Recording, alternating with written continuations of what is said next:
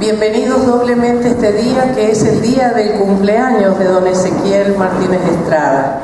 O sea, él nació un 14 de septiembre. Entonces, en un país que en general celebra muertes, batallas y cosas así, me parece muy lindo que festejemos el cumpleaños de él, y qué mejor manera que trayendo intelectuales muy lúcidos que desde diversos ángulos nos van a ir acercando imágenes diversas de don Ezequiel.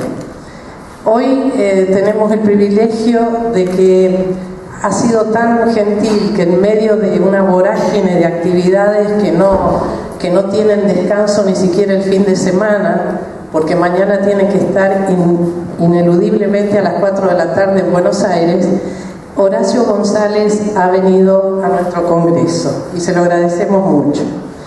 Ustedes lo voy a presentar sucintamente porque ya la mayoría lo conocen, pero habría no menos que decir que es sociólogo, docente de la UBA, profesor titular en la UBA, también en la Universidad de Rosario y en la Facultad Libre de Rosario.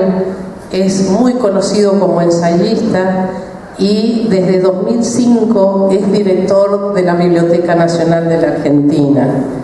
Junto a Cristian Ferrer editan El Ojo Mocho, una de las revistas más críticas y para pensar que hay en la Argentina, donde no le ponen límites ideológicos a nadie.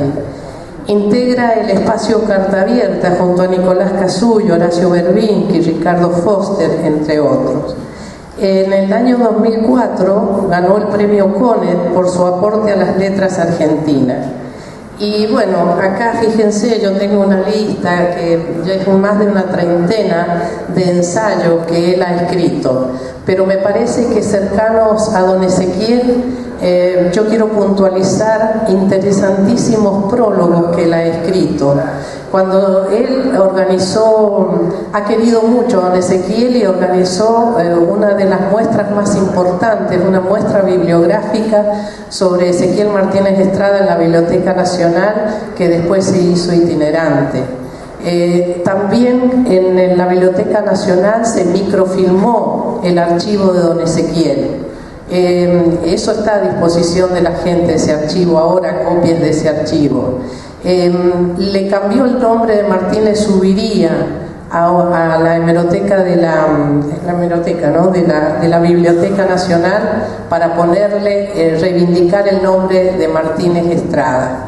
Entonces, este hombre luchador, pensador, inteligente, bueno, tenemos el gusto de que esté con nosotros celebrando este nuevo cumpleaños de don Ezequiel. Los dejo con él. Buenos días y muchas gracias a todos. Espero que el trabajo no sea muy largo, pero me temo que será largo. Se llama Martínez Estrada, El pensamiento poseído. Quizás la Pampa de Sarmiento es la misma que la de Martínez Estrada, pero le suprime el hedonismo de imágenes y le agrega enfermedad. Leemos este párrafo de Radiografía de la Pampa, título que parece optimista y práctico, desmentido por la consternación del libro. Es que la vía férrea fue un sueño de la metrópoli que tendió como tentáculos depredatorios a la Pampa. Toda la historia política llegó a eso desde la colonia y el tren lo consiguió zanjando para siempre una vieja disputa porque el tren es unitario. Y en cualquier lugar de ese mismo libro, la calle Rivadavia, larga como un telescopio, por esas infinitas calles rectas, por esas canaletas, el campo desemboca en las ciudades en Buenos Aires, hasta que se vierten en el Atlántico siguiendo el movimiento de los ríos y los rieles. Podemos ver aquí el santo y seña esencial de esta ensayística alegórica. Cada objeto, sea ferrocarril o arteria urbana, es un hecho técnico que absorbe formas de vida equivocadas, elementos biológicos ocultos que reciben por fin el dictamen negativo de una sentencia técnica. En ese sentido, la técnica es una retórica que ha abandonado o recuerda oscuramente las funciones vitales que ha cancelado. La forma del espacio mantiene un rostro oprimido en su pliegue interior. La fisonomía del suelo es la forma pesarosa de un rostro oprimido en su pliegue interior. La fisonomía del suelo es la forma pesarosa de un error arquitectónico. Los mecanismos técnicos son organismos siniestros que absorben el destino de los individuos. Todas esas imágenes sombrías están inspiradas por la pampa, ese plasma vital que permanece en un subsuelo cubierto de sordidez, resentimiento y aciaga predestinación. Pero la pampa es una palabra mágica, naturaleza animada y antropófaga, que Martínez Estrada consiguió vertir en un tono de oración adivinatoria. Condensa el bien y el mal, lo visible y lo invisible. En el arte de la adivinación presentimos y amonestamos. La exuberancia de los objetos animados e inanimados permite que los primeros se conviertan en cosas mecánicas y los segundos en organismos vitales. La profecía intercambia objetos y funciones, los percibe en decaimiento, lo orgánico absorbido por lo mecánico y lo mecánico hipnotizando a los organismos. Así la vida se hace profecía y el profeta se hace un bufón. Es el que denuncia esas transfiguraciones que son ilegítimas, un mundo de máscaras. La pampa es un pretexto bisilábico matriarcal que es lo que hace vivir al inerte, castigándolo con un sino fatal. El conocimiento se resuelve en el modo visual mecánico en que opera la radiografía, la microscopía o el telescopio. El conocimiento que emana de ellos ya nace transfigurado. Los instrumentos que menciona Sarmiento en el Facundo, el sextante, el barómetro y las brújulas, no anulan el conocimiento obtenido sin ellos, pero sería mejor con ellos. La naturaleza cósmica revela su ciclo salvaje arrastrando todo a su paso. El campo desemboca en las ciudades. Sarmiento jugaba con una futura perfección que surgiera del uso de esa ciencia de instrumentos y la desembocadura del yuyán en las casas y dormitorios. Eso era un hecho festejable. Martínez Estrada convierte los instrumentos de medición y toma de imágenes en absurdas ciencias culturales que disimulan agonías.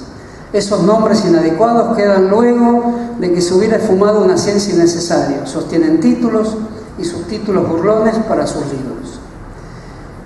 Los grandes panoramas de Martínez Estrada llevaron muy lejos la idea de pampa como pensamiento oculto y avieso del país. Era una palabra total teñida de un fuerte alegorismo, llevando al paroxismo la apuesta que había hecho Sarmiento al comparar la electricidad al alma, el fluido de las tormentas al fluido de los nervios. Por su parte, cuando leemos en Radiografía de la Pampa un parangón entre el ferrocarril y los emblemas políticos, entre los ríos y los rieles, sabemos que estamos ante un vigoroso impulso dramático histórico que se construye con metáforas que chupan la esencia alegórica de los objetos.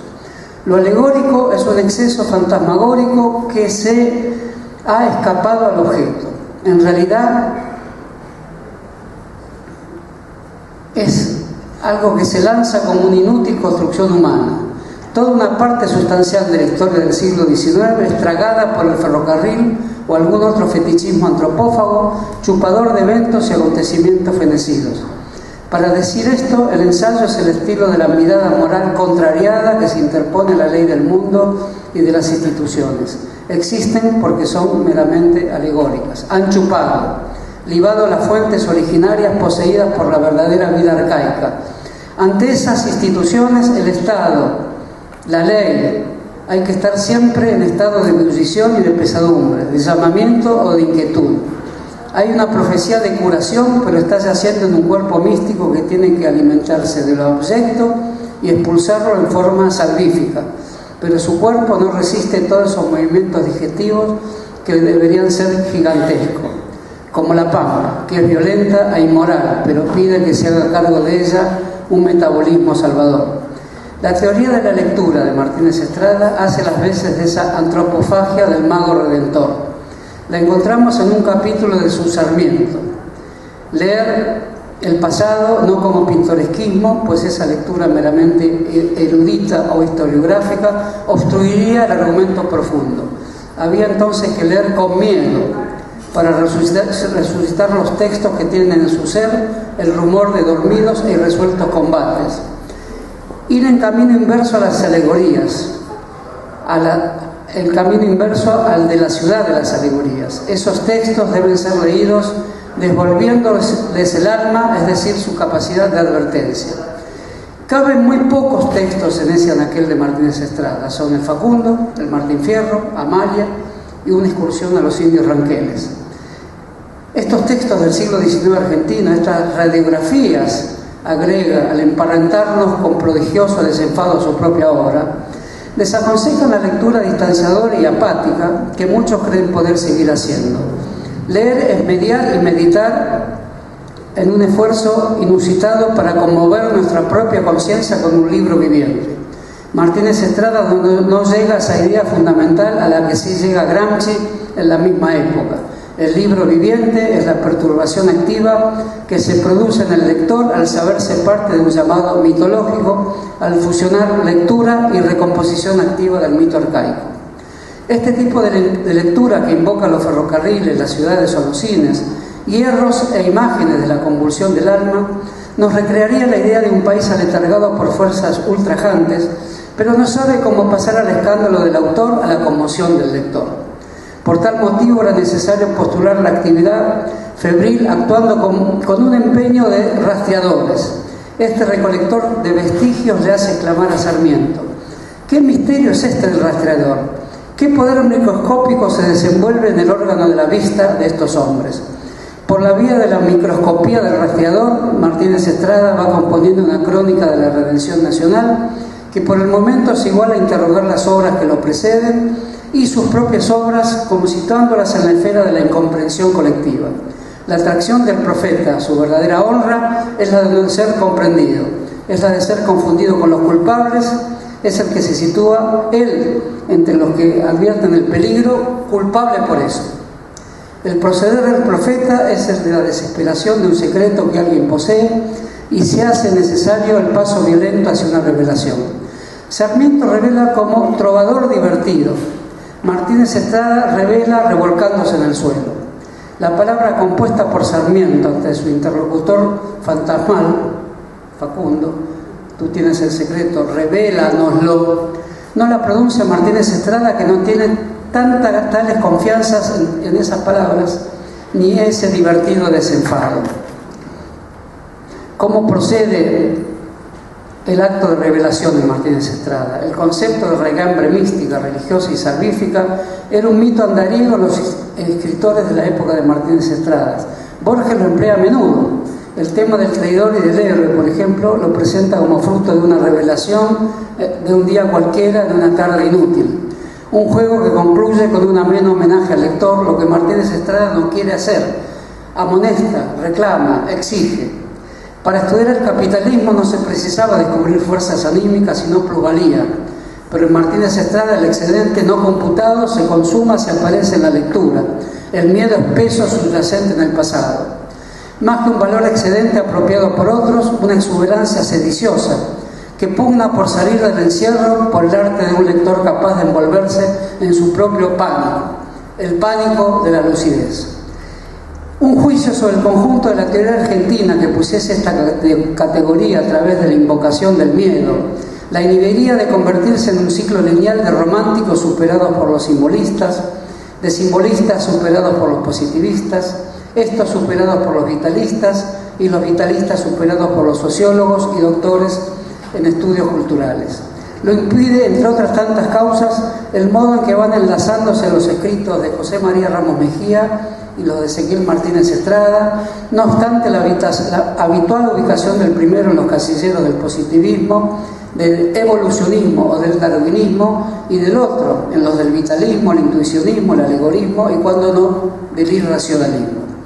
Pero es evidente que casi una similar idea de continuidad entre lo inorgánico, lo fisiológico, lo orgánico y lo social, merced a un florido juego de simbolismos y asociaciones de recias imágenes, dan el asombroso resultado de acercar textos escritos con propósitos y sustentos conceptuales tan diferentes.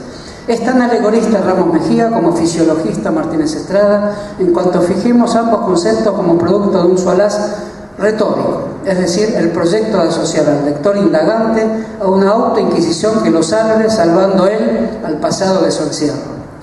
Este acercamiento, que puede reproducirse a propósito de cierto darwinismo del autor de Radiografía de la Pampa, como de cierto vitalismo del autor de Las multitudes argentinas, sin contar que el mismo concepto de multitudes los ata irreversiblemente, sirve para difuminar los anaqueles establecidos en los cuales se incluyen estos escritos, lo que impedía considerarlos en su múltiple papel de textos, voz, escrituras e instituciones del pensar social.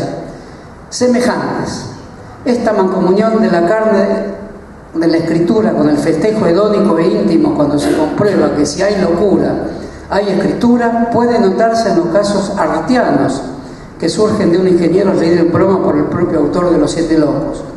Es que, fundando una extraña equivalencia entre burla y cura, Ingeniero disemina su obra de semillas rebeldes, si podemos llamarlas así, en las que el autor busca ser descubierto en la clandestinidad que él mismo genera, arrojando signos trastornados detrás del propio clavecín armonioso de su escritura.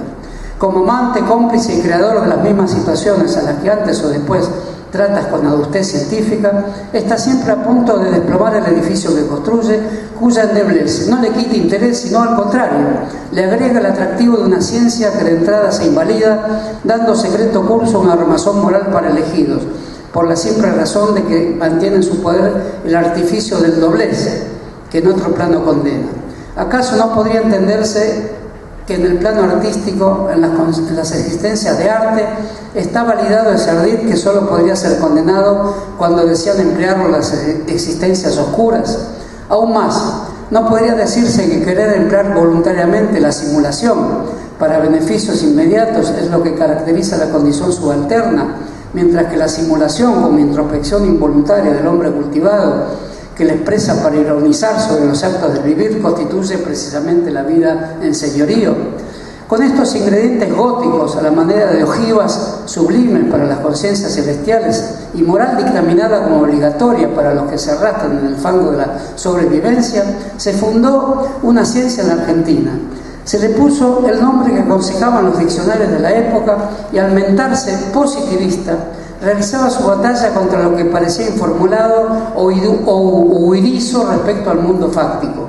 Así no dejaba entrever fácilmente que se estaba frente a un raro acontecimiento del saber moral.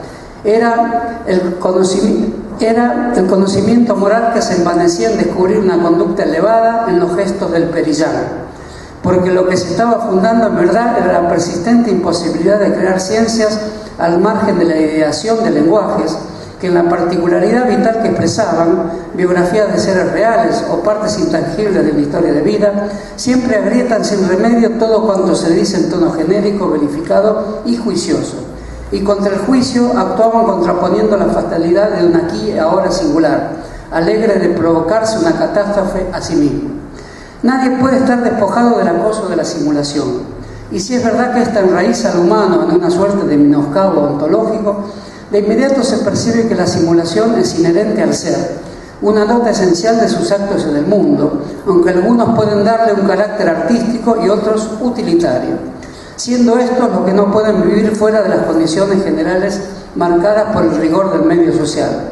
No otro fue el tema de Martínez Estrada, donde una máscara hecha de un mejunje de Estado, máquina y ley ocupaba una irrupción que poseía una verdad desconocida y redentora. Por eso una estética curativa puede ocupar el lugar de triviales terapéuticas siempre que no esté de por medio una manipulación lúdica y siempre que se confíe en una psique ludens, una psicología juguetona que retrata una homología entre la materia sobre la que se abalanza el médico de almas y el propio método que el médico emplea. Buena parte de lo que se llamó positivismo en la Argentina sale de estas curiosidades metodológicas y desembocan todas en la obra de Martínez Estrada. En todos esos acercamientos al lenguaje secreto de la vida, el esoterismo de los juglares, la portentosa engañifa del cómico que simula su risa, el papel que cumple el rostro es fundamental, pues es el campo de prueba de distintos actos del encubrimiento. Mas no a la manera del retrato del alma del romanticismo, sino al contrario, como semblantes cerrados a la significación primera.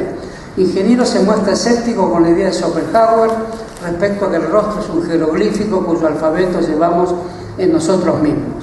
Pero en Martínez Estrada el rostro es un medallón biográfico que obliga a un aguafuerte.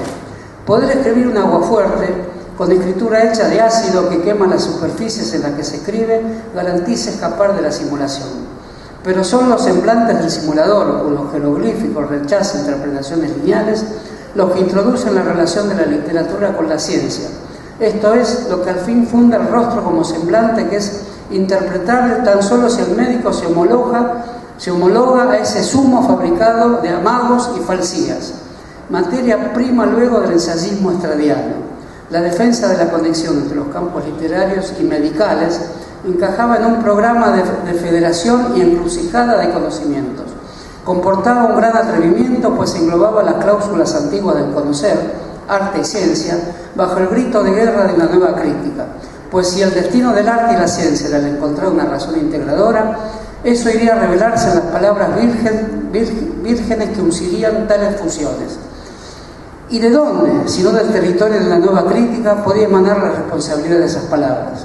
De ese modo, recortados en el paño de fondo de esos personajes afiebrados y frenéticos de la gran ciudad, tanto los poetas huérfanos como aquel lirismo oscuro de la multitud sugestionable a la Gustave Le Bon, los médicos escriben una literatura de la insania en la cual la hipnosis es una pieza maestra para indicar, en primer lugar, el delirio de las míseras víctimas sugestionadas, después la actividad de los que caen en un extravío determinado por mórbida persuasión, y luego la propia política multitudinaria en las ciudades o las manifestaciones de las poesías enfermizas que los médicos admiran e incluso inventan o creen inventadas como parte de radiantes neurosis literarias. La broma literaria basada en la vida secreta del médico, que en la trastienda del hospital ironiza sobre la fragilidad humana, era justamente una institución paraliteraria, pues destacaba en el mismo intercambio social que los individuos se presentan en sociedad con un juego de hondo dramatismo en el que ponen en práctica oblicuos y ocultos rituales de muerte, sumisión y escarnio. Tales rituales eran juegos encubiertos que solo una teoría de la simulación podría revelar, aunque esa misma teoría se hiciese pasible de ser alcanzada por la lógica de la impostura que habita en una ciencia interpretada también como forma de defensa en la lucha por la vida. Más que una ciencia, lo que estaba fundando el positivismo era un laboratorio social de máscaras donde se estudiaban las oscuras razones del servilismo y del lucimiento.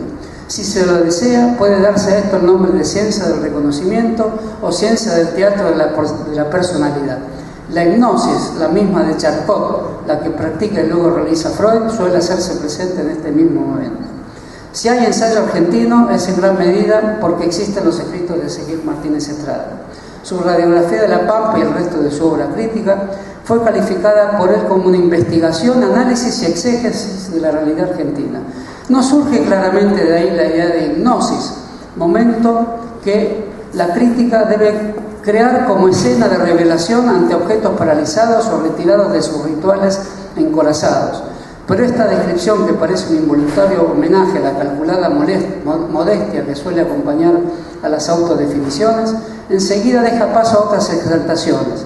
Y entonces, a su primer libro de indudable repercusión pública, esa radiografía, Martínez Estrada lo calificó como debía calificarlo: una catarsis, una revelación. Catarsis y revelación son juegos próximos a la hipnosis. Luego del golpe del 30, la nación que parecía culta adquiere la reprobable forma que delataba una barbarie feroz.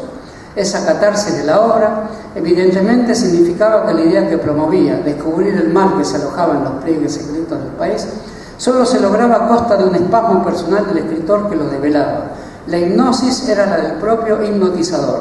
Todo esto sugería cuál era la horma ensayística que elegía Martínez Estrada. Se trataba de ligar una escritura sobre la vida política a una conmoción personal. Decir cómo eran los estragos colectivos equivalía a poner en juego las propias pasiones y las zonas barbáricas de su propio yo. Un cuerpo excitado y espasmódico representa en una cuerda paralela el estremecimiento de la materia social o histórica.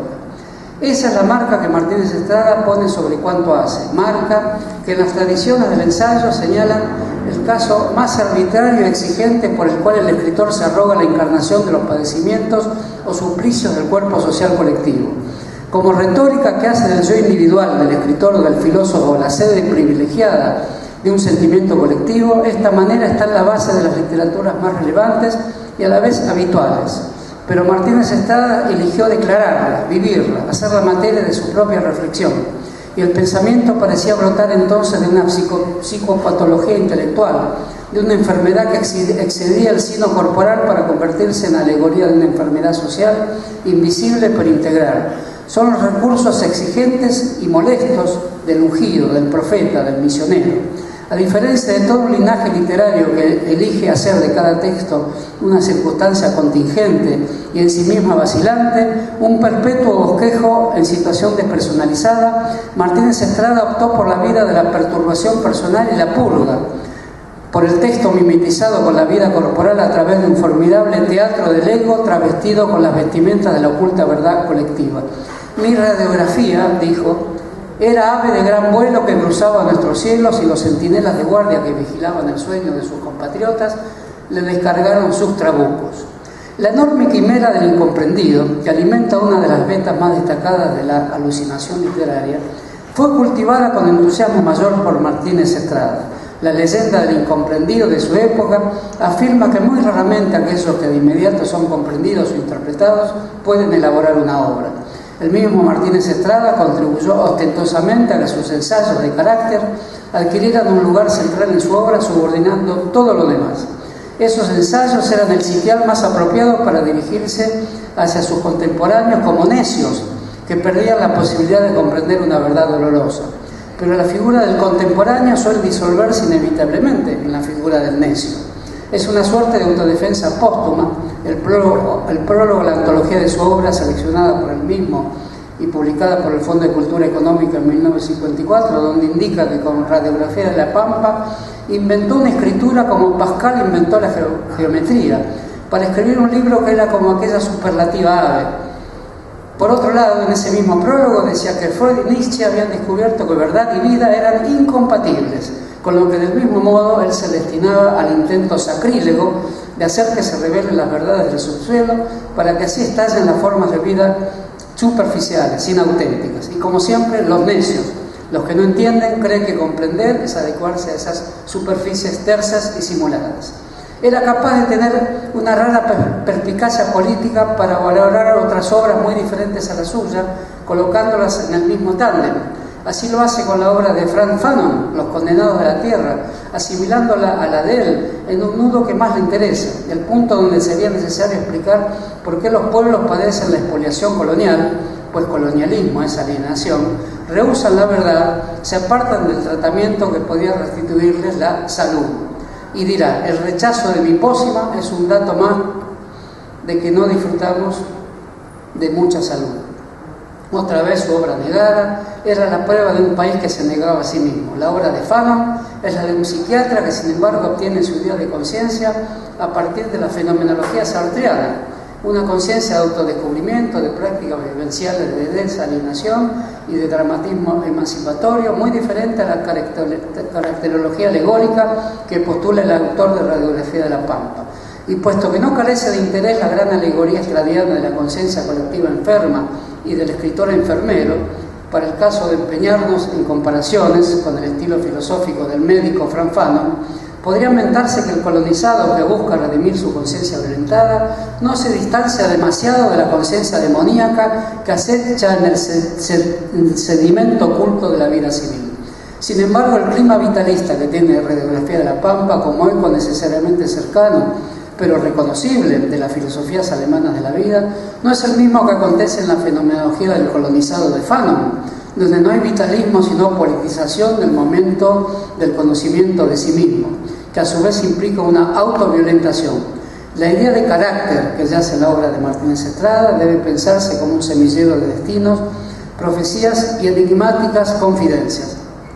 Esta caracterología oficionómica, que es la ciencia mítica de la interpretación de la historia, tomándola como alegoría y subjetivización de un rostro ideal, lleva resultados impresionantes, pues se analizan como formas del destino, indicios que parecen aleatorios, una fotografía, por ejemplo, pero de los cuales se extrae una proyección animada del sentido oculto de los hechos. Así procede Martínez Estrada en Mi experiencia cubana, libro de honda simpatía hacia la revolución caribeña, en el que reflexiona a partir de varias fotos instantáneas de Fidel Castro. Una de ellas Preso Castro en una comisaría de La Habana, luego del asalto al cuartel de Moncada, le inspira una reflexión abrumadoramente sutil que lleva tan lejos como es posible el arte de ver la historia como una serie de íconos sufrientes. Dice, es una fotografía envilecida que parece contaminar de su envilecimiento a quien la contempla con fijeza. La figura de Fidel, en su juventud arrogante y desafiadora, en su varonil postura, es la de un prisionero de guerra, la de un secuestrado por bandidos, la de un adalid, la de un deportista, la de un emisario interceptado. La máquina fotográfica policial se diría que posee en su construcción y en su mecanismo la cualidad de deformar los objetos reduciéndolos a la medida del calabozo y la ignominia. También Fidel posa, está en plena vigilia, atento a cuanto ocurre a su alrededor, cual si los otros fueran testigos de algo que él tiene que revelar públicamente. Esta escena es, lo presentimos, el preámbulo del juicio en que pronunciará su alegato la historia me absolverá, que es la apología de Sócrates, el iconoclasta de Milton y la autodefensa de Gandhi. La foto es un mendrugo de realidad que enseguida evidencia la presencia de una aureola misteriosa. El intérprete se lanza sobre ella. Es un halo sentimental agobiante que envuelve todas las formas del dolor y la reparación en la historia. Pensamiento religioso, sin duda, por el cual un ícono encierra en su figura apática todas las formas de vida ocultas que pertenecen al martirio o al tormento. Por eso, toda representación o toda imagen siempre encierra en su propio pasado una alegoría que está en inminencia de revelación. Frase de Borges que mejor corresponde a Martínez Estrada. Se trata de una inminencia que a la vez la que la palpa es la que palpa y sufre el crítico, dedicado a ver en un texto presente el eco mortífero de todos los textos de la humanidad. Por eso él percibe que ese instante apresado en la contingencia de un encuadre de fotografía, y Martínez Estrada, el radiógrafo, sería llamado fotógrafo de barrio por su gran antagonista Jaureche, es un relámpago que debe ser liberado de su encapsulamiento mortal. Pero ¿cómo hacerlo? ¿Acaso no está allí, fijo ante nuestros ojos, con el único consuelo que la vejez también lo alcanza en el amarillo del papel en que se sostiene? La única forma de dar libertad a ese momento detenido no es negar su inmortalidad inocente, estampada para siempre en una lámina borrosa, sino en proyectarlo imaginariamente, religiosamente, alegóricamente, en otras situaciones que él potencialmente anunciaba. Situaciones de dolor en la historia, de revelación de un veredicto sobre el bien y el mal, que estaban inscritas y detenidas allí como símbolos verbales a ser rescatados del olvido. Ese es el método crítico de Martínez Estrada, interrogar objetos diarios, objetos de la técnica y del paisaje, para que suelten su drama de angustia y emancipación. La alegoría es una bella alucinación que escapa del objeto y que la fabrica no puede recuperar porque la alegoría lo reemplaza. Del mismo modo verán en Ernesto Guevara una figura que exteriormente es la de un personaje bíblico, que viste uniforme de fajina en vez de túnica, el cabello y la barba intonsos, encuadrándole un rostro de adolescente fatigado. Lo admiré con su actitud de tribuno de la plebe, docto y circunspecto como un patricio. Cada figura, como complemento de este método crítico, es percibida como un arquetipo que atraviesa todas las vestiduras históricas y, por encerrar un signo arcaico, puede expresarse de una plena contemporaneidad a la que hay que interrogar en los remotos parentescos que aún vibran en los textos más primitivos. El guerrillero moderno, con su uniforme de fajina, podía ser vista como la proyección de un añejo personaje con túnica bíblica. Por rasgos como estos, Martínez Estrada fue notablemente despreciado por sus críticos habituales, que, si podían ser sensibles al giro que tomaban sus nuevos intereses sociales, no podían en cambio olvidar que tales intereses se daban sobre un trasfondo de fuerte incomprensión espiritualizada. Distintas referencias sin contorno, especialmente a través de la pluma de David Viñas, le habían trazado una diagnosis de antihistoricismo circular y profetismo crispado, pero de todos modos se señalaba que su obra trazaba con involuntaria eficacia el verdadero umbral de un individualismo histórico semejante al de Guevara, su equivalente con toga de partisano, que había que festejar a la vez que criticar, esto último como la última manifestación del romanticismo burgués de generaciones como la de 1837. Podemos ser enemigos de la alegoría si queremos pensar las sociedades históricas en su verdadero acontecer contemporáneo, pero las alegorías desarman la historia y la conectan con otros momentos que son horrorosos si los entendemos bien, pues es entonces que la historia se repite una y otra vez. Por eso el marxismo debía condenar esas repeticiones, aunque lo hiciera con la elegancia de decir que no se daba ni cada circunvolución del mismo modo. Un modo podía ser trágico, otro cómico y así sucesivamente. Ahora no puede calcularse hasta qué punto estos desafortunados juicios adversos influyeron en la proscripción y menoscabo de la obra estradiana en las universidades sudamericanas dedicadas a promover el pensamiento social.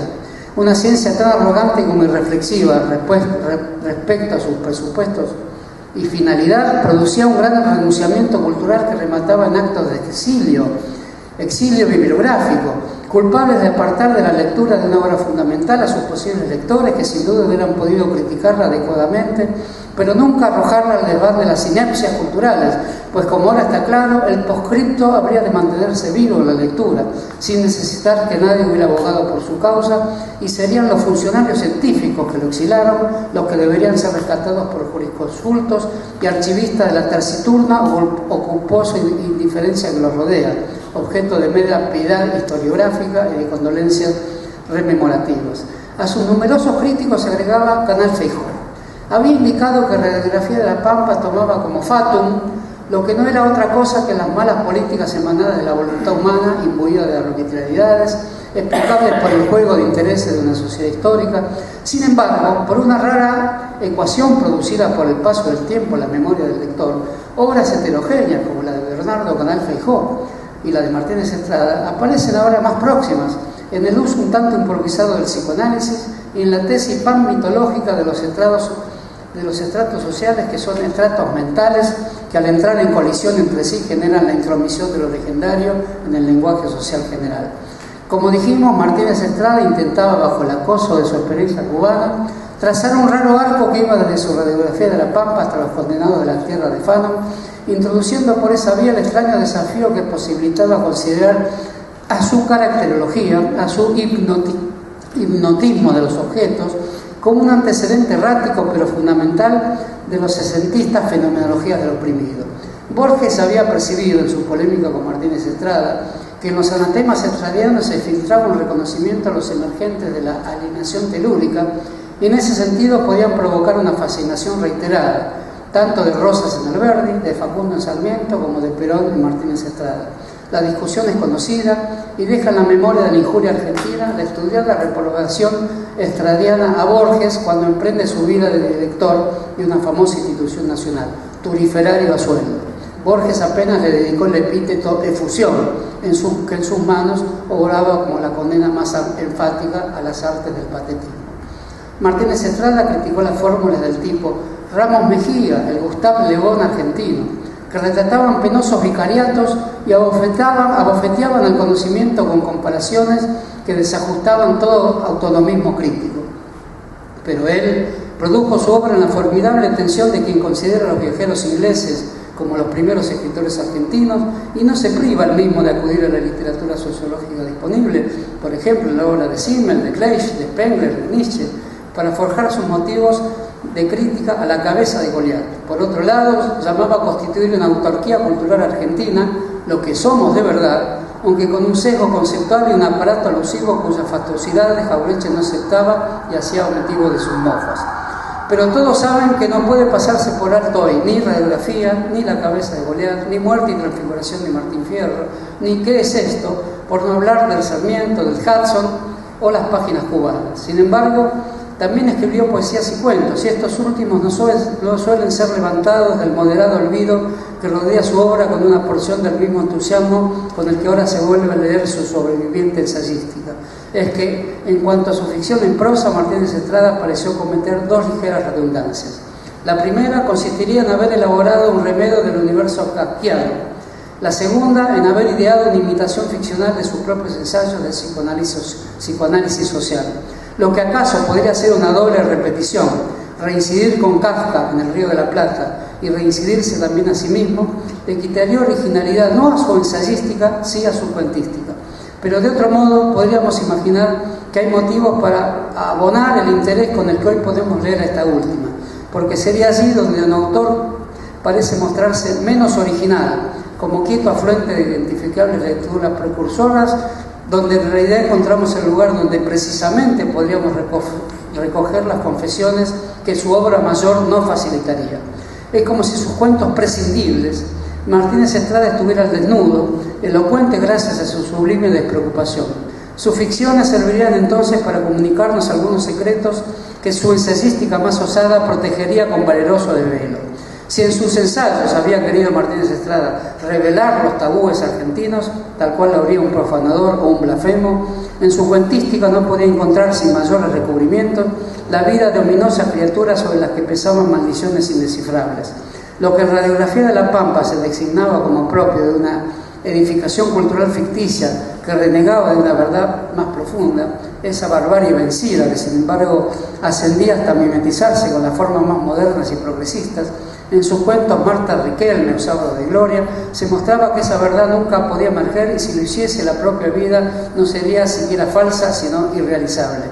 Por eso no intentó en sus cuentos, a diferencia de su obra de ensayo, que estas verdades profundas de las que hablaban Nietzsche y Freud brotasen traumáticamente desde las tinieblas. Y al no intentarlo quedaba más claro los alcances de su empresa ficcional. No había en él voluntad de develación. No eran esas las páginas escritas por el profeta que hacía soltar de un mandoble o una injuria lo enmascarado u omitido, empleando precisamente ahí sus 1000 metáforas fotográficas y radiográficas que, como sabemos, eran el motivo fácil de la chanza de quienes no soportaban su huraña bizarría. O por lo menos no era el mismo profeta el que escribía los cuentos, el que escribía los ensayos exasperados sobre la gran pampa desdichada. Porque en los cuentos el profeta estaba inmerso en la actividad más antiprofética que se conoce, que es escribir literatura de ficción. Ahí el vaticinio está siempre ocurriendo, no goza de fuerza anticipatoria, no se alimenta de presagios. Por eso, su escritura, capaz de hacer cómputos de almas punidas y almas salvadas, ganaba en sus cuentos un aspecto humorístico, agnóstico y juguetón, amigo del apócrifo y de la cachada contra las taras nacionales, las mismas que sus ensayos buscaban exorcizar. En la cabeza de Goliat, disipado cualquier aire irónico y nocturnal que podían tener sus cuentos, Buenos Aires aparece como una ciudad que debe ofrecérsele a los dioses penitenciarios que administrarían el gran escarmiento. La desmesura bíblica que cruzaba como un chicotazo desatinado, el mismo tema del que pronto hablarían los nuevos urbanistas y sociólogos con espíritu de seriedad, el peronismo, que era social y no bíblico, no se haría esperar demasiado, contrastaba enseguida su tono de improperio e imprecación con la lengua social y técnica que toda ciudad le pide a sus políticos y profesores para hablar de ella, exceptuando a sus cantores y poetas. Y entonces escribe sus frases maestras: cuando Buenos Aires sea llamada a rendir cuentas, no podrá litigar su absolución. A Buenos Aires habría que hacerla de nuevo y en otro lugar. ¿Qué pensamientos eran estos? Se trataba de sentencias, sin dudas, y no sería un arte tan a destiempo que ahora no podamos preguntarnos de qué modo se comporta el pensamiento en el momento de las sentencias. ¿Adquiere mayor lucidez en la breve crispación que lo envía sobre su presa, o pierde la posibilidad argumental que siempre se sabe ajena a la creación de un rápido precepto? Lo cierto es que en Martínez Estrada el cogito implicaba la sentencia. Por eso los meneos bíblicos no cesan de entregarnos una versión abrumadora de la cuestión argentina, que es la que anunció el ensayismo del siglo XIX respecto a descifrar la esfinge nacional. Se trata de la pregunta misma sobre qué cultura crear y con qué forma de relación de las fuerzas técnicas y sociales, o dicho de otro modo, a qué llamar civilización y a qué barbarie, sin presuponer que el juego de estos conceptos se satisface con cualquier inmediata atribución fija de significados invariantes. Martínez Estrada, consciente de esta tarea que nadie le ha atribuido y que dice cargar sobre sus espaldas, lo que supone la fastidiosa autodivinización, despliega sentencias admonitorias que parecen los atributos adecuados para enfrentar lo que llama teratologías. Por esas anomalías o malformaciones asombran hoy por estar asociadas menos que a la espiritualización de la historia, que asombran hoy por estar asociadas menos que a la espiritualización de la historia, que muchos le cuestionaron, que a juicio de fundada actualidad sobre un país desigual, sin autonomía cultural y sometido a la acción de un Estado que laboriosamente desea reencontrarse con su conciencia social en medio de una dramática discusión inextricable sobre el destino colectivo. Y además Buenos Aires, oficiando siempre, tal como demasiadas y habituales críticas lo habían enseñado, de gran succionadora parasitaria de los recursos colectivos.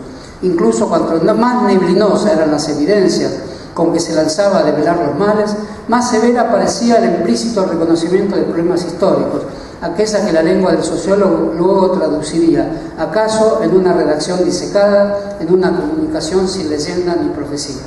Es verdad, la idea de revelación de Martínez Estrada no solo lo es respecto a un secreto que subyace, la revelación política, sino una culpa que burla el momento de asumirse como tal, la revelación profética. Esa doble revelación ocurre en Buenos Aires, equivalente al cuerpo del condenado, entidad fantástica que ha sepultado lo orgánico con lo mecánico y lo mecánico con lo técnico, sin que estas mutaciones dejen de hablar de una extraña continuidad de la materia. Los ojos se convierten en órganos fotoeléctricos de ataque y defensa, no de visión estética o emotiva. Los altoparlantes reemplazan a la arenga o a la trompa de asta. El tiempo antiguo dejó paso al estúpido andar de trenes y peatones. Evidentemente se trata de una crónica en que la modernidad es propia de un tiempo anterior y auténtico, ajeno a la técnica boba y ciega. Y todo lo que en ella se traduce de advertencia contra el poder anónimo de las multitudes, no solo retoma el tema que había abierto Ramos Mejía con oscura destreza, sino que al mismo tiempo le pone el nombre de Buenos Aires a fenómenos que si estuvieran verazmente detectados serían propios de todo el orbe y de lo que tiene de universal todo momento de contraposición de lo moderno con lo arcaico. Pero Martínez Estrada advierte con claridad que su Buenos Aires es una fantasmagórica entidad mitológica y que igualmente mítico es el relato que narra la batalla que ocurre en su seno. A ese tiempo urbano que presenta abandonado por los dioses, a ese lejano tiempo de la arenga política y de la trompa del asta del mayoral y del tranvía, se siente obligado a señalarlo, dándole fecha. ¿Y cómo procede ante la necesidad de fecharlo?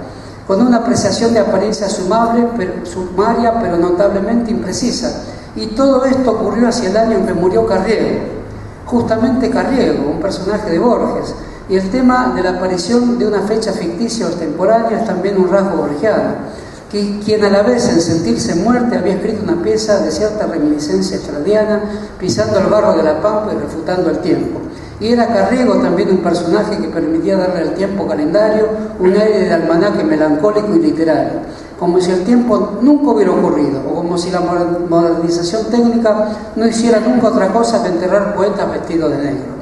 Esta provocadora alegoría de la aniquilación de Buenos Aires, en la que planea darle lejanas ubicaciones a las terminales ferroviarias del cefalópodo, también pergeña una tenebrosa descripción del viajante de la red subterránea de trenes, donde se anula la posibilidad exterior de mirar al que viaja. Justamente en el viaje en subte hay un esquema mecánico del recorrido, pero también una experiencia de carácter biológico, por la cual todo el orden técnico asume una realidad de índole metafórica, visual, olfativa, táctil, corporal. Este pasaje de lo mecánico a lo orgánico es una de las persistentes destrezas alegóricas de Martínez Estrada. En esto no se aparta ni un poco de la nota característica del ensayo argentino inaugurado por Ramos Mejía al filo del siglo XIX que agonizaba y bajo el doble auspicio de Sarmiento y Vicente Fidel López. La peculiaridad de esta conversión de lo vital en mecánico y de lo mecánico en vital se logra con el uso de un método que Martínez Estrada llamó hipnotizar objetos. Era su efusión crítica. Al hipnotizarlos a los objetos se los sustrae de sus nexos habituales, que pueden ser falsos o irreales. Como en toda cotidianeidad, los objetos encuentran su engarce corriente, un refugio que los protege de su trágica singularidad, pero el canje que realizan es entre revelarse en lo que efectivamente son o perder esa identidad latente en nombre de su protectora evaporación en el flujo amorfo, mundano y anónimo de las cosas. El hipnotizador recorta el objeto, lo separa de su engaste y lo deja a merced de su propio secreto, lo que no sabía de sí mismo y era su verdad de fondo, la forma profunda de su ser.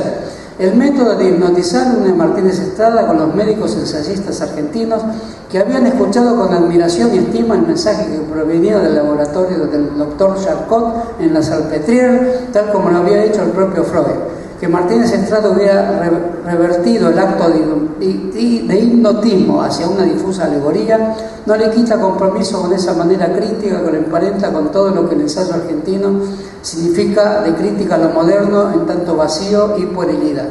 Es así que lo hace funcionar cuando en la cabeza de Goliat coteja la pirámide de Manso con el obelisco y lo convierte en una suerte de crónica de la nación perdida, dramática sustitución de un culto cívico alrededor del ícono primordial de la República Revolucionaria por un emblema abstracto que mutila el fasto patriótico. El obelisco solo es un signo emplazado entre avenidas como menhir sin correlato narrativo ligado a una neutra medición urbana. Es cierto que luego podrá ser incorporado al forum de la ciudad, pero no debe olvidarse que su contenido chabacano puede ligarse a las napas ocultas de la psique. Ellas dan así una proyección fálica que en la comparación desmerecerá la dignidad épica de la pirámide de Maya. Toda la historia nacional vista desde el obelisco porteño se hizo abstracta y apócrifa. Y el método estradiano, que es también una hipnosis del obelisco, lo convierte en un objeto que declara su secreta inanidad. El obelisco se revela como un rústico chiste procamente alusivo que suele arrastrar revolcándola con sobreentendido ramplón la palabra fálico. Las analogías que brotan de este alegorismo hipnótico no van aquí de lo mecánico a lo orgánico y viceversa, sino de lo pleno a lo vulgar y viceversa. Camino de ida y vuelta en el que se atraviesa no más ni menos la posibilidad de conocer la verdad soterrada de los objetos, pero también dirá, los automóviles son como las solapas, emblemas del honor ciudadano, símil que sirve a un propósito despectivo, como si el hipnotismo de objetos solo tuviera su efectivo desenlace en un acto denigratorio. Martínez Estrada recorre así una escarpada autopista conceptual desde la revelación hacia la amarga ironía, y esa ironía parece una paideia, ensayo ingenioso para educar ciudadanos a través del despecho. Pero ¿qué educación sería esa? La del que precisamente no cree en la educación sino en la salvación. Cuando afirma que Nueva York queda mejor resumida en el delincuente Dillinger que en el escritor Whitman, este ácido parangón llevado a Buenos Aires, a la imitadora Buenos Aires, no cumple exactamente con la nitidez de este contrasentido neoyorquino. Más complejo es aquí, donde esa transparencia se pierde porque existe el escritor nacido para la delincuencia, que insiste en dilapidar su arte con escritos insoportables y verdaderos artífices de la palabra que se malogran en atracos que solo tendrán una escueta crónica policial. Pero la paradoja es doble, pues el verdadero delincuente es el literato y el verdadero literato es el asaltante. Ninguno de los dos es capaz de escribir y de matar como Dios manda. ¿Qué significa esta frase? O como él mismo diría, ¿qué es esto? Pregunta que lleva de inmediato a la idea de sorpresa moral y a un llamado a la redención, no a un calmo intento de formular la primera averiguación por el saber. Terrible mordacidad que no es posible creer que sea el resultado final del esfuerzo de develación, porque solo un gran desairado puede pensar de este modo, lanzar pullas al viento como un rezongo maldito, decir que prefiere virtuosos asesinos antes que pusilánimes intelectuales. Estas fórmulas que parecen tomadas de la literatura del mal son el quejido calculado de un moralista que busca educar secretamente a través del menoscabo, manera que no deja de ser sarmientina a pesar del modo en que está invertida su declaración de propósitos. El terribilismo estradiano corresponde a una época en que hay que denunciar el mal con una euforia irónica que juega a asociarse con la devastación. De este modo, menos que como continuador de Sarmiento, se sitúa Martínez Estrada como continuador del continuador de Sarmiento, es decir, Ramos Mejía. Revelar el maleficio oculto en la superficie normalizada de la vida correspondía a señalar un gran hecho patológico que cobraba forma magistral de la pampa acechando bajo el empedrado de la ciudad. Y el operario de esa revelación solo podría ser el intelectual fastidiado y fastidioso, amante de las diatribas, las que eran otro nombre, el nombre estético del fracaso necesario. Sin embargo, había sido ovacionado, y de un modo que nunca lo habían sido un Scalabrini o un Walsh, en Cuba, en una sesión de la Asamblea Popular, donde a Martínez Estrada se lo aclama, y en algún momento el mismo Guevara le alcanza una silla para que contemple junto a él un acto en la Plaza de la Revolución. Por su parte, no fue poco lo que escribió al servicio de la Revolución. Además de su minuciosa biografía de José Martí en Mi experiencia cubana, se anima a exponer los problemas de lo que denomina una alta cultura popular y socialista cubana en una notable cercanía con las tesis de José Carlos Mariátegui, al que no cita. Es que Martínez Estrada hace descansar en lo que llama el mito del pueblo la posibilidad de reconstruir la cultura socialista, basado en que el elemento mítico es inherente a la naturaleza humana, y citando a Fraser, Freud y Jung, invoca el mito arcaico del pueblo, una única forma de no matar a los dioses subterráneos en el socialismo. Las relaciones que debían existir entre la sociedad socialista y sus bienes espirituales bien podrían encontrar inspiración, cree, En el foro de Yenana, que convocaba a Mao Zedong para proponer un trabajo con las culturas populares, abocándose a perfeccionarlas, luego de que necesariamente se vieran postergadas debido a la inmediatez de las luchas. Afirma Martínez Estrada que esa relación de respeto por las culturas populares en su relación con las necesidades revolucionarias se insinúa ya en Cuba bajo el peso de aquel foro maoísta. Es curioso pues que por la misma época que Carlos Estrada viajaba admirativamente a Pekín, el por él despreciado Martínez Estrada también nutría expectativas favorables hacia la Revolución China. En Muerte y Transfiguración de Martín Fierro podemos leer en el apartado titulado Cruz una de las más curiosas interpretaciones del episodio eximio en que este personaje se pasa al lado de Fierro abandonando la partida. Muchas veces se ha señalado la extraña fuerza de estos pasajes estradianos y aquí vamos a comentarlo para resaltar su efectiva excentricidad en el panorama de esta vasta crítica con la que cuenta el Martín Fierro. Para Martínez Estrada, Cruz es el doble de Martín Fierro que se desglosa de él durante la pelea para ponerse a su lado recién cuando está decidida. Martín Fierro cree que Cruz es su semejante y así lo expresa en el poema. Error. Sin embargo, su biografía es semejante a la de Fierro, parece su forma o su reverso, su nombre un enigma, pues Cruz es el nombre mismo de la falta de nombre, signo con el que firman los analfabetos y revés de la cara en las monedas, pero la figura de Cruz no está presentada en el poema de frente, sino de espaldas, como un traidor. La anterior frase de Martínez Estrada es simplemente inhallable en la tradición crítica de obras literarias, cualquiera que fuese. Un personaje traidor no por sus características morales, sus actos de conciencia o su desplazamiento en la economía de un relato, sino por el efecto completo e irreversible que produce dentro de la obra, y todo eso más allá de las intenciones del autor. Traidor no en el andar argumental del texto, sino traidor en la metafísica del texto. Los detalles de su comportamiento traidor enunciado por Martínez Estrada son de aquellos que habitualmente merecieron complacencia y elogio. La inversión estradiana corresponde también a la cruz respecto a la cara que se encuentra en la interpretación tradicional de Borges, que expande y politiza el papel de cruz, pero siempre considerándolo como un accidente incitante de la obra. Pero en Martínez Estrada, mientras las quejas de Martín Fierro formaban parte del destino, para Cruz surgen de la codicia o la perversión de los que mandan. Habla frente a Fierro como si estuviera frente a un auditorio. Su actitud heroica de desertar para escapar con Fierro a las tolerías era en verdad una engañifa, pues de sus relatos se deduce que ya pensaba desertar antes y cuando efectivamente lo hace, su suerte de la batalla estaba casi decidida. Se pone al lado del gaucho matrero cuando ya este gesto no era relevante, lo que también implica abandonar a sus subalternos pasándose al enemigo. ¿Qué hace así Martínez Estrada interpretando los actos de Cruz desde el punto de vista de un juicio de realidad? Es un sargento astuto, acomodaticio y cobarde, su acción es meramente especulativa y no desde el punto de vista de su destino en la cadena de un relato. ¿Qué hace?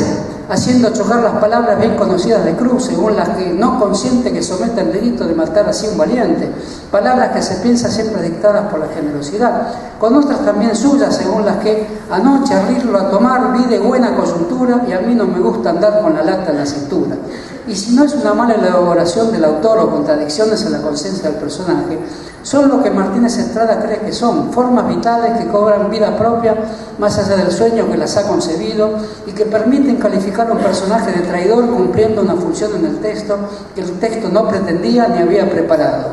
Juzgar la sinceridad de un personaje de ficción sin contar con ningún elemento que prefigure ese carácter dentro de los contornos de una narración solo puede ser el resultado de una pasión animista, una rehabilitación de la escritura a través de su inconsciente, como si hubiera secretos que ella, su autor, jamás supiera y fuese necesario un bravío psicoanálisis literario para desentrañarlo. ¿Cómo descubrir si no que Cruz es falso o indigno? Para hacerlo hay que romper las barreras infranqueables que ninguna crítica literaria quebraría fácilmente de las intenciones del autor respecto de la obra. Pero más que eso, hay que considerar que un personaje es verdadero, pero que su verdad actúa en contra de lo único que puede destruir su traición, el plan de la obra en que está incluido.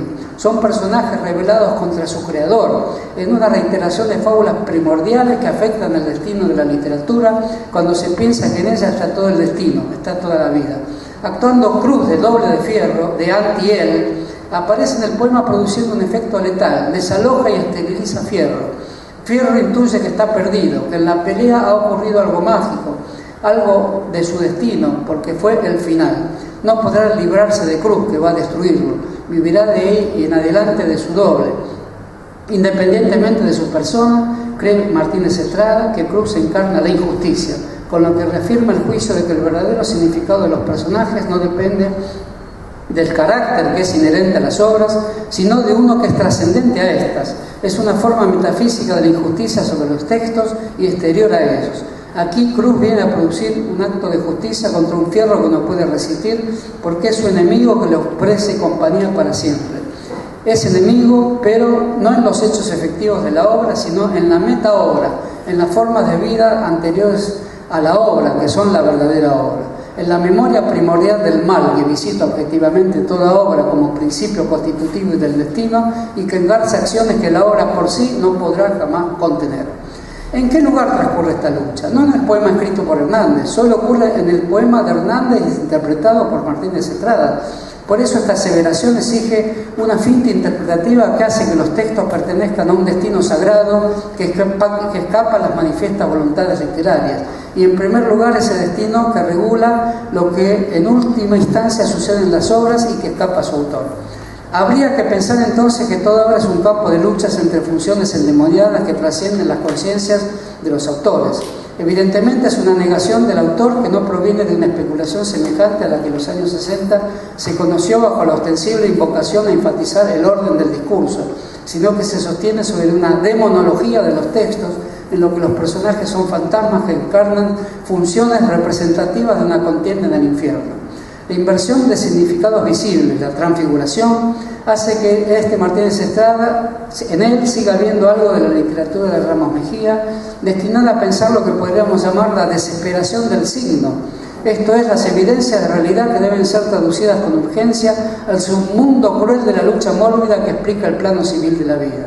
De este modo, la miseria social y la descomposición de la materia desembocan en una incertidumbre moral obstinada. Pueden alentar una visión feroz de la vida que haga necesaria la normalidad represiva, pero también una celebración permanente de salvajes alegorías. Los gusanos son elogiados como batallones de una estética de lo tenebroso en Ramos Mejía. El gusto médico, por la descripción ruda, pero alambicada, asume un desenlace a la manera gótica, donde cada parte del mundo adquiere una forma arquitectónica de fantasía opresiva en la conciencia amedrentada. La visión gótica de hospitales y cementerios consagra la maniobra del merodeo, estilo locomotivo y literario cuya esencia es el preciosismo, la suspensión de la espontaneidad y la preparación para lo alucinante. La fantasmal proyección del humano que se manifiesta nos deja frente a una ciencia con amor por lo tenebroso, en Ramos Mejía, donde su pensar se reviste metafóricamente de claves ojivales encaminadas a ocultar almas turbadas, con un pesimismo altivo que sabe ser despectivo consigo mismo. La desesperación del signo consigue en que éste significa, pero en un mundo todo traducido a signos que bailotean en una confusión obnubilada, se ha perdido el rastro de toda interpretación.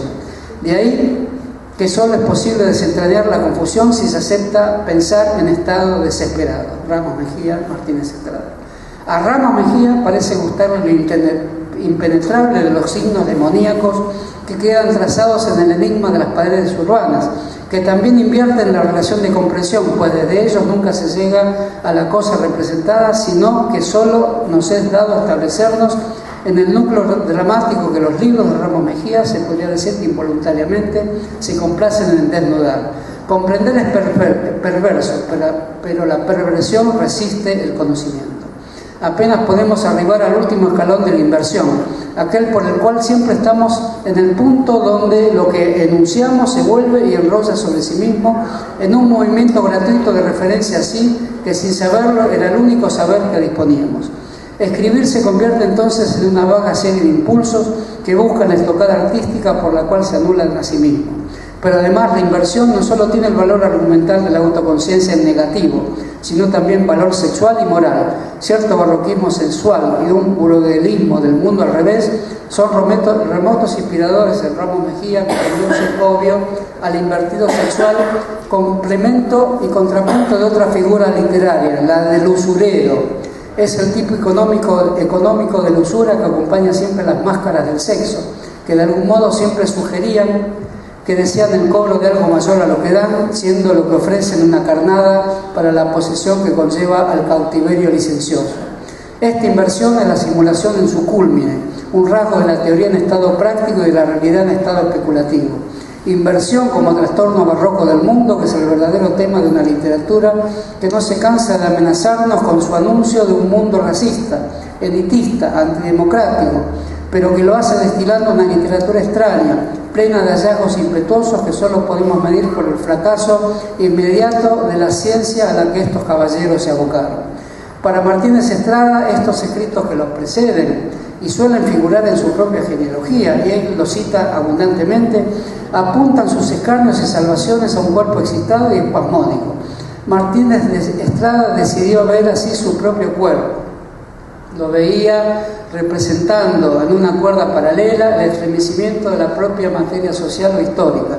No es posible pensar ahora, en la estrecha realidad intelectual en que vivimos, ejemplo semejante de valor y clasicismo, que solo a precio de cultivar un desatino del que hoy tratamos de huir con comprensibles cobardías, se dio el lujo de ser el profeta que poseía un pensamiento abismal, pero más aún, no poseído en su cuerpo como en las ordalías medievales, sino poseído en su pensamiento. Eso lo hace ejemplar, es decir, no alguien a ser imitado, sino alguien que es difícil que se produzca nunca más.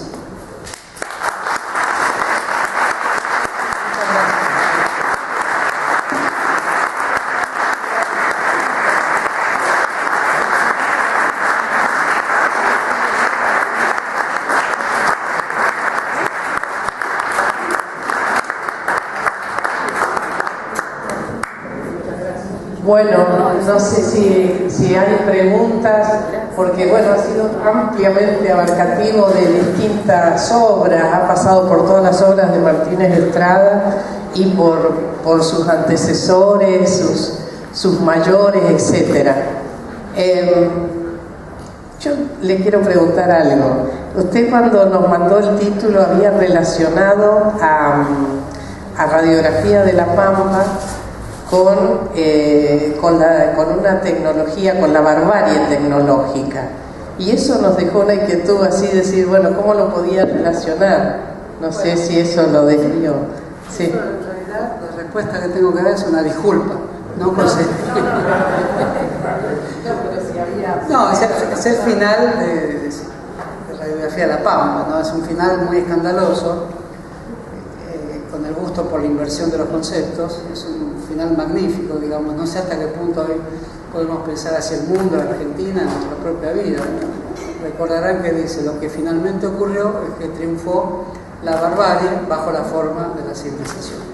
Es un pensamiento con el cual intenta remedar, un poco copiar y sin embargo trascender a Sarmiento, y yo creo que ese pensamiento se acerca mucho más a la realidad contemporánea. Es notoria la similitud que hay con ciertos aspectos de lo que en aquel momento todavía no era la Escuela de Frankfurt, en su crítica a la razón tecnológica e instrumental.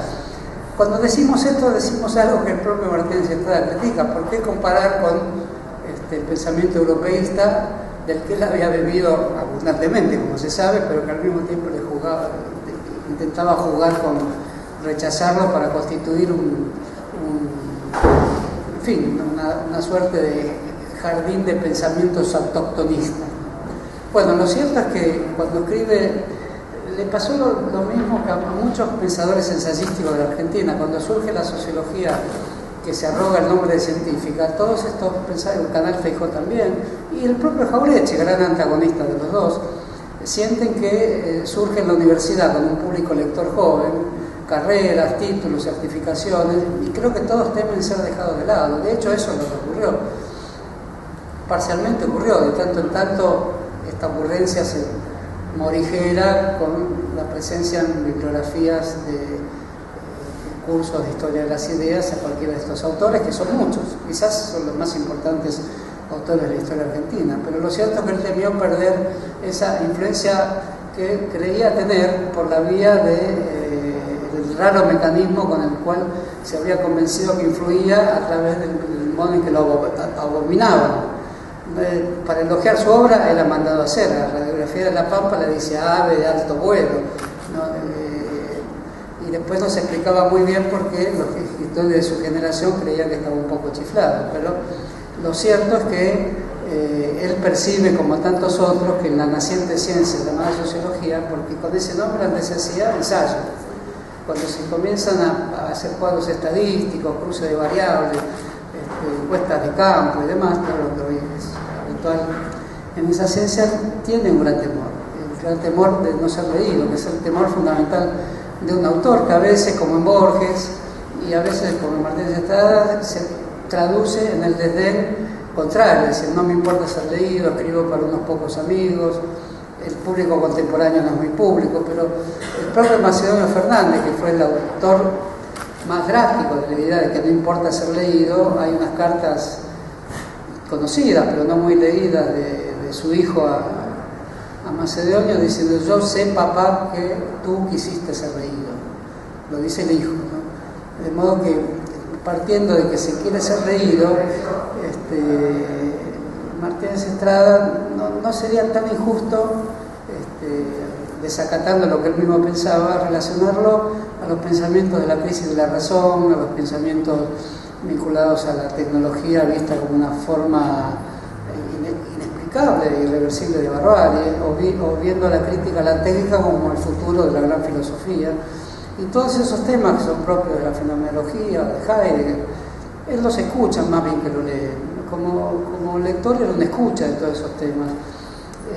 Toma mucho de todos, sus libros están plagados de estas citas, y sin duda el parecido que tiene a la crítica a la razón, tal como la hace Adorno y a otros textos aún más contemporáneos, es porque también Adorno sale de esos temas, aunque cuestionándolos, sale de un Spengler, aunque no es Spengler y lo cuestiona, y sale de una fenomenología, aunque no es un fenomenólogo y lo cuestiona. De modo que aquí irremediablemente estaríamos condenados a caer en lo que a veces se llama el clima de época. Es decir, Martínez Estrada quiso ser único, solitario, irreversible y final, y no sé, quizás si lo queremos mucho diríamos eso, y si queremos rescatarlo para la lectura de los lectores del futuro, podríamos decir por lo menos que fue quien mejor representó el clima de época filosófico en un país tan lejano como la Argentina. Y al mismo tiempo su viaje a Cuba, que es muy misterioso, que fue, creo que Cristian lo puede explicar mucho mejor, ¿qué fue hacer realmente a Cuba? En principio una gran apología, pero decirle también una revolución socialista que en ellos veía tribunos romanos, veía a los humillados de eras arcaicas de la humanidad. Eso la dirección política cubana no lo iba a aceptar de ese modo, y de hecho no lo aceptó. Veían simplemente un personaje que en la Argentina era tan desubicado como en Cuba, solo que ahí iba a elogiar y a decir que todo está bien, pero no con el lenguaje con el cual convendría ser. Bueno, por todos esos desajustes creo que conviene seguir en la senda de Martínez Estrada, a nosotros, sus lectores, y los que de tanto en tanto, cuando es necesario, salimos a recuperar su figura.